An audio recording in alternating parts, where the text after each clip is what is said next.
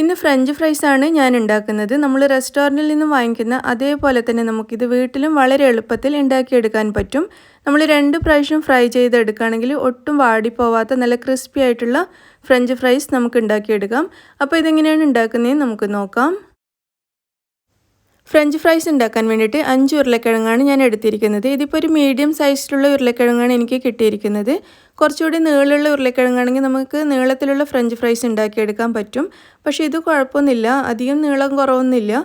അപ്പോൾ നമുക്ക് ആദ്യം ഈ ഉരുളക്കിഴങ്ങിൻ്റെ തൊലിയൊക്കെ ഒന്ന് കളഞ്ഞെടുക്കാം. ഉരുളക്കിഴങ്ങിൻ്റെ തൊലി കളഞ്ഞതിന് ശേഷം ഇത് നന്നായിട്ട് കഴുകി ഇതിൻ്റെ വെള്ളമൊക്കെ കളഞ്ഞെടുത്തിട്ടുണ്ട്. ഇനി ഇത് നമുക്ക് കട്ട് ചെയ്തെടുക്കണം. അതിന് വേണ്ടിയിട്ട് ആദ്യം ഉരുളക്കിഴങ്ങിന് ഇതുപോലെ ഒന്ന് ഷേപ്പാക്കി എടുക്കാം. ഇതിൻ്റെ 4 സൈഡിൽ നിന്നും ഇതുപോലെ ഒന്ന് കട്ട് ചെയ്തെടുക്കുകയാണെങ്കിൽ ഉരുളക്കിഴങ്ങിന് നല്ലൊരു ഷേപ്പ് കിട്ടും. പക്ഷേ ആ ഷേപ്പ് വേണമെന്ന് നിർബന്ധമൊന്നുമില്ല കേട്ടോ, അല്ലെങ്കിലും നമുക്ക് ഉണ്ടാക്കിയെടുക്കാം. പക്ഷേ കുറച്ചുകൂടി ഒന്ന് ഭംഗിയായിട്ടിരിക്കാൻ വേണ്ടിയിട്ട് ഇതുപോലെ ഒന്ന് ഷേപ്പ് ചെയ്തെടുക്കാം. അതിന് ശേഷം നമുക്കിത് കട്ട് ചെയ്തെടുക്കാം. അപ്പോൾ നമ്മളിത് കട്ട് ചെയ്യുന്ന സമയത്ത് ഇതിൻ്റെ തിക്നെസ് നിങ്ങൾക്ക് തീരുമാനിക്കാം. ഞാനിതിപ്പോൾ ഒരു മീഡിയം സൈസിലാണ് കട്ട് ചെയ്തെടുക്കുന്നത്. നല്ല വണ്ണം വേണമെങ്കിൽ അതുപോലെ ചെയ്യാം, അല്ലെങ്കിൽ കുറച്ച് നേരിയതായിട്ട് വേണമെങ്കിലും ചെയ്യാം. ഇതിപ്പോൾ ഒരു മീഡിയം സൈസിൽ ഞാൻ കട്ട് ചെയ്തെടുത്തിട്ടുണ്ട്. ഈ കട്ട് ചെയ്ത ഉരുളക്കിഴങ്ങ് നമുക്കൊരു ബൗളിലേക്ക് ഇട്ട് കൊടുക്കാം. അതിനുശേഷം നമുക്കിതിലേക്ക് നല്ല തണുത്ത വെള്ളം നിറയെ ഒഴിച്ചു കൊടുക്കാം. ഉരുളക്കിഴങ്ങ് മുങ്ങിക്കെടുക്കുന്ന രീതിയിൽ തണുത്ത വെള്ളം ഒഴിച്ചു കൊടുക്കുക. ഞാനിതിപ്പോൾ വെള്ളത്തിൽ ഐസ് ക്യൂബ്സ് ഇട്ടിട്ടാണ് ഇതിലേക്ക് ചേർത്തിരിക്കുന്നത്.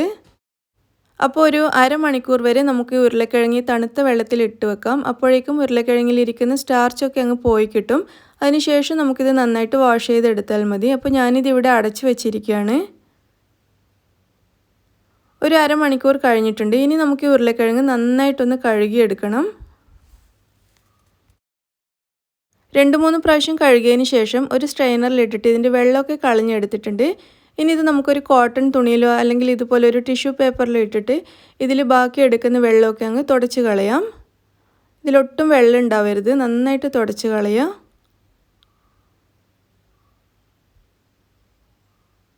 ഒരു കോട്ടൺ തുണി ഉണ്ടെങ്കിൽ അതിലിട്ടിട്ട് ചെയ്താലും മതിയാവും. ഇതിലെ വെള്ളമൊക്കെ മുഴുവനും കളഞ്ഞെടുത്തിട്ടുണ്ട്. ഇനി നമുക്കിത് ഫ്രൈ ചെയ്യാൻ വേണ്ടിയിട്ട് തുടങ്ങാം. ഒട്ടും വെള്ളമൊന്നുമില്ല ഇതിലിപ്പോൾ. ഫ്രൈ ചെയ്യാൻ വേണ്ടിയിട്ട് ഞാനൊരു ചീനച്ചട്ടി അടുപ്പത്ത് വെച്ചിട്ടുണ്ട്. ഇതിലേക്ക് ഓയിൽ ഒഴിച്ചു കൊടുത്തിട്ടുണ്ട്. വെളിച്ചെണ്ണ അല്ല കേട്ടോ, ഞാനിതിൽ സൺഫ്ലവർ ഓയിലാണ് ഒഴിച്ചിരിക്കുന്നത്. ഇനി ചൂടായ എണ്ണയിലേക്ക് ഉരുളക്കിഴങ്ങ് ചേർത്തിട്ട് ഫ്രൈ ചെയ്തെടുക്കാം. അപ്പോൾ നമ്മൾ ഈ ഉരുളക്കിഴങ്ങ് 2 പ്രാവശ്യം ഫ്രൈ ചെയ്യുന്നുണ്ട്. ആദ്യം മുഴുവൻ ഫ്രൈ ചെയ്തിട്ട് തണുത്തതിന് ശേഷം വീണ്ടും ഒന്നുകൂടി ഫ്രൈ ചെയ്യണം. അപ്പോൾ ഇതുപോലെ ഇളക്കിയിട്ട് വേണം ഫ്രൈ ചെയ്യാനെങ്കിൽ എല്ലാ ഉരുളക്കിഴങ്ങും ഒരേപോലെ ഫ്രൈ ആയി കിട്ടുള്ളൂ. ഇതുപോലെ ഇടയ്ക്കിടെ ഒന്ന് ഇളക്കി കൊടുക്കുക. ഇതുപോലെ നമ്മൾ ഫസ്റ്റ് ഫ്രൈ ചെയ്യുന്ന സമയത്ത് മീഡിയം ഫ്ലെയിമിൽ വെച്ചിട്ട് ഫ്രൈ ചെയ്തെടുത്താൽ മതി. ഫ്ലെയിം കൂട്ടി കൊടുക്കണ്ട. നമ്മൾ രണ്ടാമത് ഫ്രൈ ചെയ്യുന്ന സമയത്ത് നല്ല ഹൈ ഫ്ലെയിമിൽ വെച്ചിട്ട് ചെയ്യാം. ആദ്യം ചെയ്യുന്ന സമയത്ത് മീഡിയം ഫ്ലെയിമിൽ വെച്ചിട്ട് ഇതുപോലെ ചെയ്താൽ മതി. ഉരുളക്കിഴങ്ങ് നന്നായിട്ടൊന്ന് വെന്ത് വരണം. നമ്മൾ ഫ്രൈ ചെയ്യുന്ന സമയത്ത് ആദ്യം ഫ്രൈ ചെയ്യുന്ന സമയത്ത് തന്നെ നന്നായിട്ട് വെന്ത് വരണം. പക്ഷേ ക്രിസ്പി ആവാൻ വേണ്ടിയിട്ട് നിൽക്കണ്ട. ഒന്ന് ഫ്രൈ ചെയ്തിട്ട് നമുക്ക് പ്ലേറ്റിലേക്ക് മാറ്റിയെടുക്കാം. ഇതിപ്പോൾ ഈ ഉരുളക്കിഴങ്ങ് നന്നായിട്ട് ഫ്രൈ ആയിട്ടുണ്ട്. ഞാനൊരു പ്ലേറ്റിലേക്ക് മാറ്റുകയാണ്. ഇതിപ്പോൾ ഗോൾഡൻ കളറൊന്നും ആവാൻ വേണ്ടിയിട്ട് നിൽക്കണ്ട. ഫ്രൈ ആയ ഉടനെ തന്നെ നമുക്കിതൊന്ന് പ്ലേറ്റിലേക്ക് മാറ്റാം.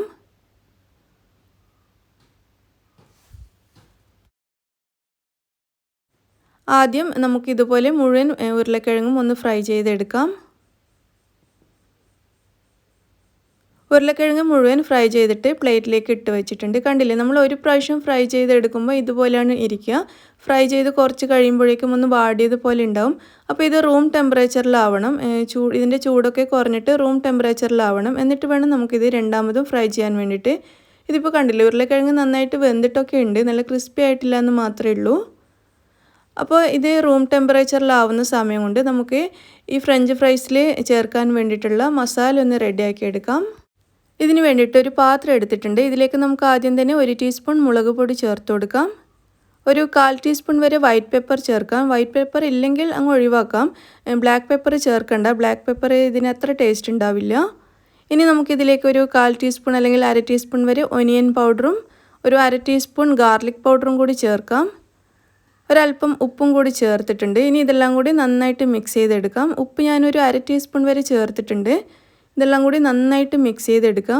പിന്നെ നിങ്ങളുടെ കയ്യിൽ ഒനിയൻ പൗഡറും ഗാർലിക് പൗഡറും ഒന്നും ഇല്ലെങ്കിൽ അതൊക്കെ അങ്ങ് ഒഴിവാക്കിയിട്ട് മുളക് പൊടിയും ഉപ്പും മാത്രം മിക്സ് ചെയ്താലും മതിയാവും. പക്ഷേ ഇതൊക്കെ ചേർക്കുകയാണെങ്കിൽ നമുക്ക് നമ്മൾ KFCയിൽ നിന്നൊക്കെ വാങ്ങിക്കുന്ന ഫ്രഞ്ച് ഫ്രൈസ് ഉണ്ടല്ലോ, അതിൻ്റെ തന്നെ ഒരു ഫ്ലേവർ കിട്ടും ഇതൊക്കെ ചേർത്ത് കഴിഞ്ഞാൽ. അപ്പോൾ ഇതൊക്കെ വീട്ടിലുണ്ടെങ്കിൽ ചേർത്ത് കൊടുക്കുക, ഇല്ലെങ്കിൽ മുളക് പൊടിയും ഉപ്പും മാത്രം മിക്സ് ചെയ്തിട്ട് ഉണ്ടാക്കിയാലും മതിയാവും.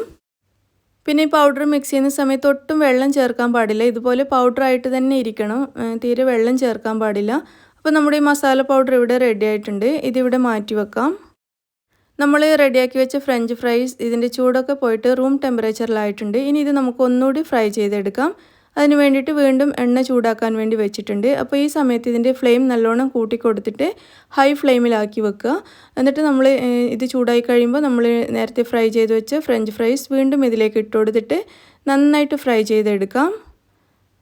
നല്ല ഹൈ ഫ്ലെയിമിൽ വെച്ചിട്ട് നന്നായിട്ട് ഫ്രൈ ചെയ്യാം. ഇങ്ങനെ ഫ്രൈ ചെയ്യുന്ന സമയത്ത് 1-2 മിനിറ്റ് മാത്രം ഫ്രൈ ചെയ്തെടുത്താൽ മതിയാവും. കാരണം ഇത് ഓൾറെഡി നന്നായിട്ട് വെന്തതാണ്. ഇനിയൊന്ന് ക്രിസ്പി ആയിട്ട് കിട്ടുക മാത്രമേ വേണ്ടുള്ളൂ.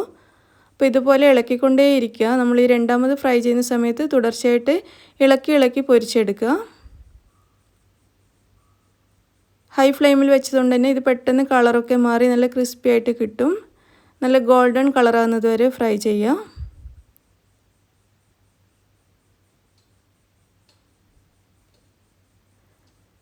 ഇത് കണ്ടില്ലേ, ഇതിൻ്റെ കളറൊക്കെ മാറി നല്ല ക്രിസ്പിയായി നല്ല ഗോൾഡൻ കളറായി വന്നിട്ടുണ്ട്. അപ്പോൾ നമ്മുടെ ഫ്രഞ്ച് ഫ്രൈസ് ഇവിടെ റെഡി ആയിട്ടുണ്ട്. നിങ്ങൾ പ്രത്യേകം ശ്രദ്ധിക്കുക, നമ്മളിത് രണ്ടാമത് ഫ്രൈ ചെയ്യുന്ന സമയത്ത് നല്ല ഹൈ ഫ്ലെയിമിൽ വെച്ചിട്ട് വേണം ചെയ്യാൻ വേണ്ടിയിട്ട്. അപ്പോൾ ഇത് റെഡി ആയിട്ടുണ്ട്. നമുക്കിത് പ്ലേറ്റിലേക്ക് മാറ്റാം. ഓയിൽ മുഴുവൻ ഇതുപോലെ കളഞ്ഞതിന് ശേഷം ഒരു പ്ലേറ്റിലേക്ക് മാറ്റാം. ഇതുപോലെ ബാക്കിയുള്ള ഫ്രൈസും കൂടി നമുക്ക് നന്നായിട്ട് ഒന്നുകൂടി ഫ്രൈ ചെയ്തെടുക്കാം. അങ്ങനെ നമ്മുടെ ഫ്രഞ്ച് ഫ്രൈസ് ഇവിടെ റെഡിയായി കഴിഞ്ഞു. നല്ല ക്രിസ്പി ആയിട്ടിരിക്കുന്ന ഫ്രഞ്ച് ഫ്രൈസാണ്. അപ്പോൾ ഇനി ഇത് നമുക്ക് നമ്മൾ നേരത്തെ റെഡിയാക്കി വെച്ച മസാല പൗഡറിലേക്ക് ചേർത്തിട്ട് നന്നായിട്ടൊന്ന് മിക്സ് ചെയ്തെടുക്കാം.